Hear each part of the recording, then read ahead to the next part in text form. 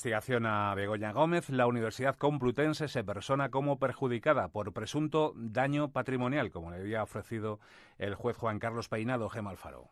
Sí, la Complutense pide personarse porque sí considera que ha podido haber un perjuicio económico para el centro en la gestión de la cátedra de la Complutense. Todo después de que el juez Peinado le diese la opción y estuviese presente el centro el pasado lunes en la vista en la que comunicaba a la mujer del presidente del Gobierno, a su asesora y al empresario Juan Carlos Barrabés, que de ser juzgados por la pieza principal sería un jurado popular el encargado de hacerlo. Se persona a la Complutense a nivel civil para que se repare el posible daño sufrido, no penal. Recordemos que en esa vista las acusaciones concretaron los hechos por los que creen que se han podido cometer los delitos de tráfico de influencias, corrupción en los negocios, intrusismo profesional y apropiación indebida. La Fiscalía no ve delito y, en concreto, en lo que puede afectar a la Complutense, dejó claro que no hay indicios de intrusismo por la redacción de unos pliegos para la licitación del software, ni tampoco pruebas de que se haya apropiado de él la mujer del presidente del Gobierno. Recordemos, por cierto, que el rector de la universidad, Joaquín Goyache, estuvo investigado en la causa, pero la audiencia provincial levantó...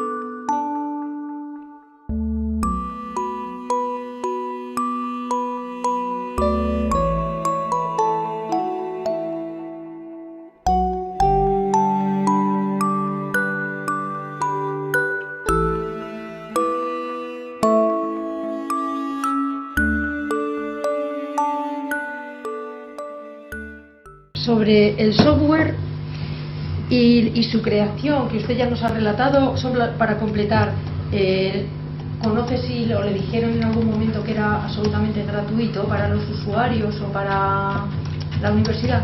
Siempre era gratuito para todos los usuarios, ¿eh? Entonces era un buen proyecto que la Complutense tuviera un software para medianas y pequeñas empresas gratuito. Yo creo que era lo mejor de la cátedra. Luego se torció, pero vamos, lo mejor era eso. ¿Doña Begoña Gómez se sintió obligado a iniciar los trámites para crear esta cátedra?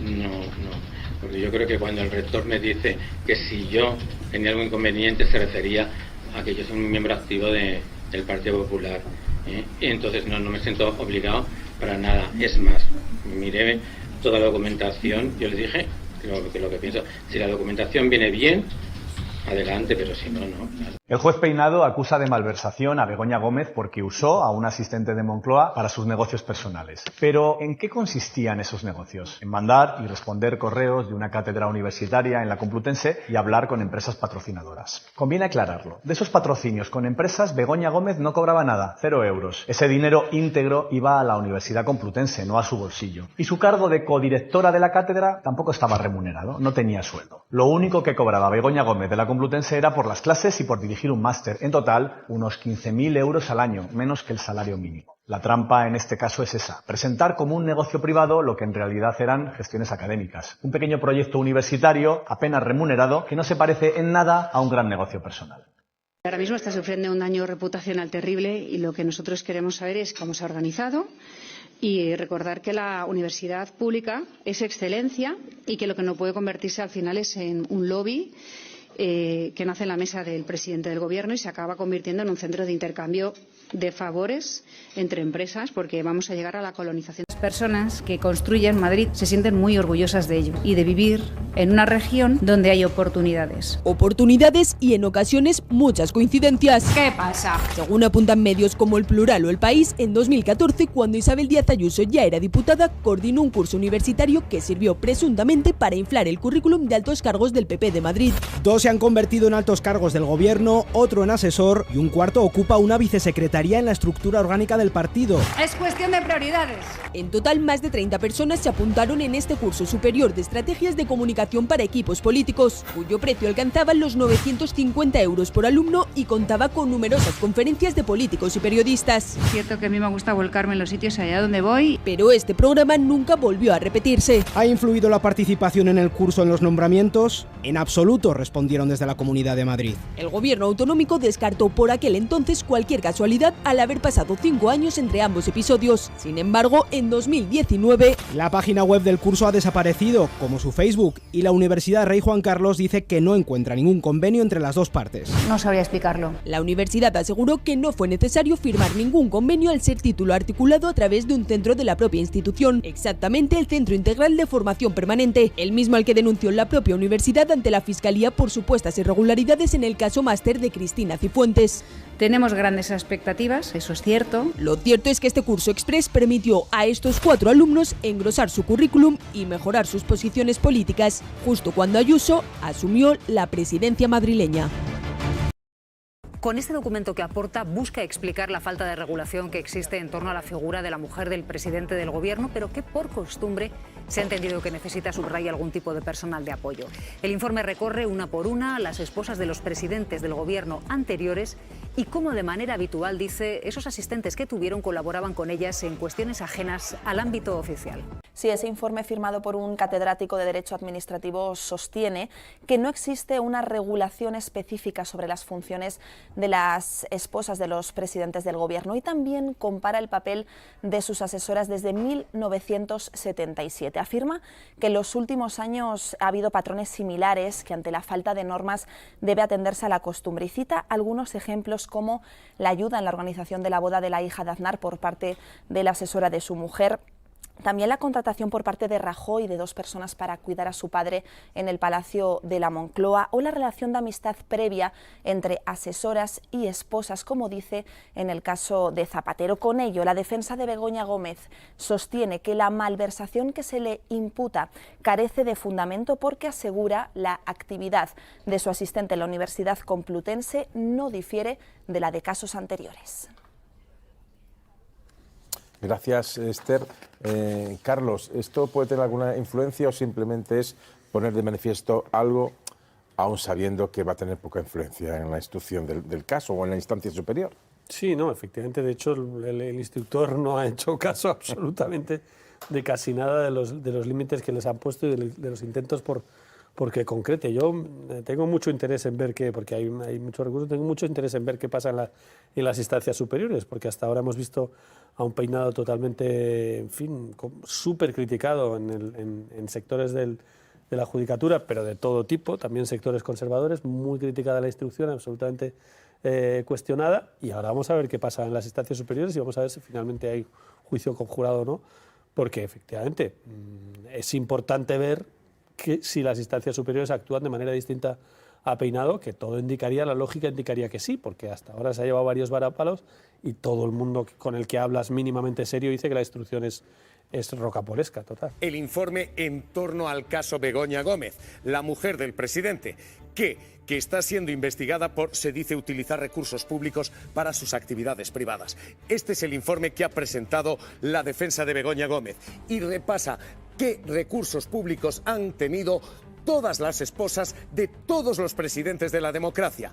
Todas ellas lo han tenido, desde la mujer de Adolfo Suárez, que tenía, dice ese informe, un minúsculo despacho de buhardillas de palacio y una secretaria que se encargaba, recursos públicos, a la mujer de Leopoldo Calvo Sotelo, que recoge la propia documentación de Moncloa, tenía una especie de gabinete particular, vestidor, despacho personal, a la esposa de Felipe González, que Carmen Romero era, además de esposa, profesora y luego fue miembro de la ejecutiva y responsable. Y tenía no solamente asignación, gente, secretaría, sino que tenía además personal de la Moncloa para su papel institucional.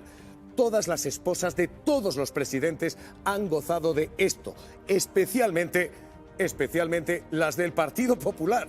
Esto es lo que dice el informe.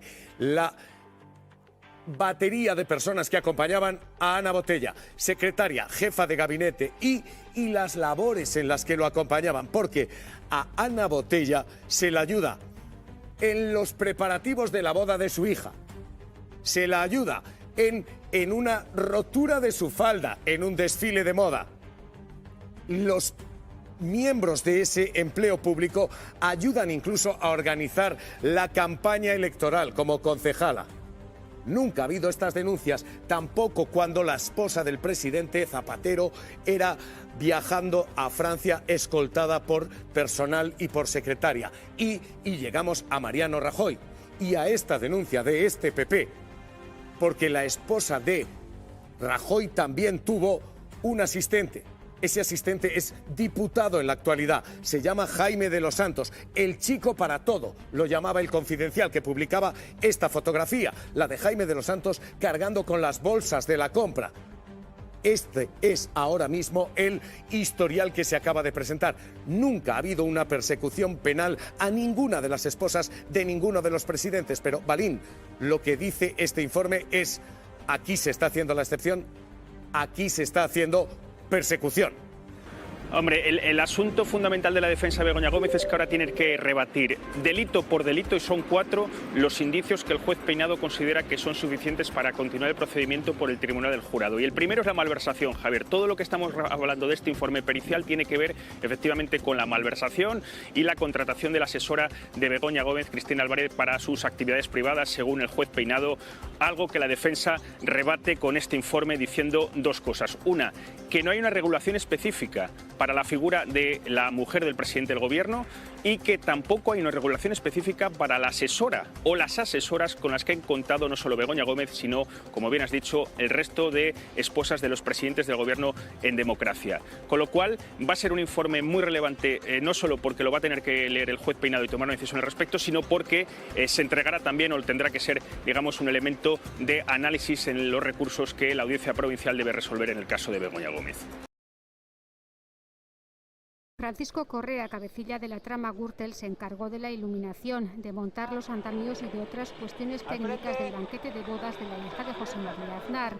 Según el diario El País, la factura ascendía a más de 32.000 euros, pero los novios, Ana Aznar y Alejandro Agag, no pagaron nada. Fue el regalo de boda de Francisco Correa, tal como ha confirmado el yerno de Aznar y también la madre de la novia. Es un regalo de una boda celebrada hace 11 años de un invitado a uno de los contrayentes. La alcaldesa de Madrid niega que Correa hubiera recibido contrapartidas por el regalo de boda. La duda ofende, ha dicho Ana Botella. La hija de José María Aznar y Ana Botella se casó en 2002 en el Escorial, en una ceremonia que muchos compararon con una boda real. Acudieron al enlace más de 1.000 invitados, entre ellos los reyes de España, primeros ministros europeos y altos cargos del PP. En la lista de invitados del novio figuraba Francisco Correa, que fue uno de los testigos. Alejandro Agag, yerno de José María Aznar, recuerda que el cabecilla de la red Gürtel dirigía hace 11 años una agencia de eventos y que en aquella época no estaba imputado en ninguna causa judicial. Francisco Correa, que actualmente está en libertad provisional, fue detenido en 2009. Desde entonces, la justicia investiga las adjudicaciones de contratos que administraciones del PP han hecho a sus empresas. La mujer de Pedro Sánchez, enviada al banquillo, y la juzgará el pueblo. Ya no podrán hablar de lawfare y será por malversación, por el presunto abuso de lo que es de todos. Y la pregunta es, ¿le queda algún familiar a Pedro Sánchez por sentarse en el banquillo? Porque su tío político ya tiene sentencia firme por abusar de una mujer prostituida y encerrarla en uno de esos clubes de carretera que sus señorías socialistas tanto visitan. Pero es que todo lo que toca el señor Sánchez se ensucia, se rompe, se abusa. Se ensucia, se rompe, se abusa. Enseguida pregunto a Ernesto por si le ha llegado la demanda, pero Esther Palomera, Ana Cabanillas. Yo creo que lo que... Vaya de lenguaje, ¿cómo está el panorama? Que la principal suciedad en el día de hoy ha salido por boca de este diputado, escasamente conocido para el gran público. Pero pues hace no tanto mezcló a Sara Santolaya, colaboradora de este programa también, sí, con la prostitución. No, decía que es un gran desconocido para la opinión pública, pero no para los medios y para la política. Porque yo recuerdo a este señor, no hace tantos años, erigiéndose en el paladín de la moderación y de la crítica dentro de su partido contra todos aquellos que utilizaban un lenguaje excesivo. Recuerdo cuando este señor flirteaba con Ciudadanos y con el Partido Socialista porque sabía que en su propio partido no le iban a incluir en las listas electorales que encabezó Isabel Díaz Ayuso, Y también recuerdo cómo ha ido escalando posiciones a base de decir lo contrario de lo que supuestamente pensaba. Es de esas especies que existen en la política que medran a costa de, asumir el credo que toque en ese momento, pero podría estar asumiendo cualquier otro papel, porque es un verdadero intérprete. Y luego añadiría solo una cosa, siempre habla quien más tiene que callar, porque este señor era el asistente personal de la mujer de Mariano Rajoy, el que le llevaba las bolsas de la compra, y hoy le vemos sentado en un escaño. ¿Le llevaba las bolsas de la compra? Las bolsas de las compras que hacía. No, le